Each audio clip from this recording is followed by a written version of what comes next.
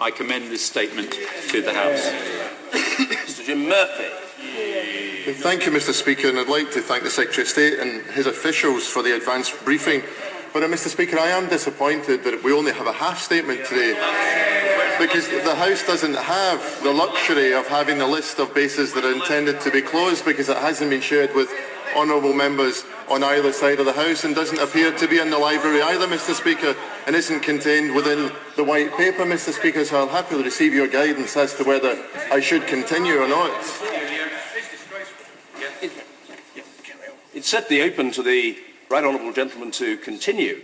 If it was the intention of the government that such further details should be available in the vote office and they're not, that is at the very least regrettable and arguably incompetent. If it wasn't the intention of that material to be available, it should have been.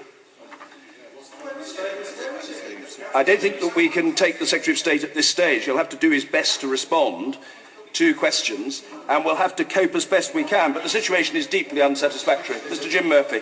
Is it your advice that I should continue on the basis that the House hasn't been provided the information that's around the statement? Point of order, Mr. Well, I think first of all, the Shadow Secretary of State, order. You can't have points of order in the middle of a statement. Shadow's order. Shadow Secretary of State is his own best advisor.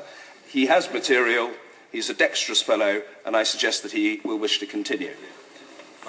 Mr. Speaker, under your guidance, of course I do so, but I and I'm sure members and right honourable members on all sides of the House will find it utterly unacceptable that we're being expected to comment on a statement that hasn't been shared with the House, and we've been told there's a number of bases being closed, 26 I understand. The House isn't in a position, Mr. Speaker, to even scrutinise any of the decisions that have been advocated by the government.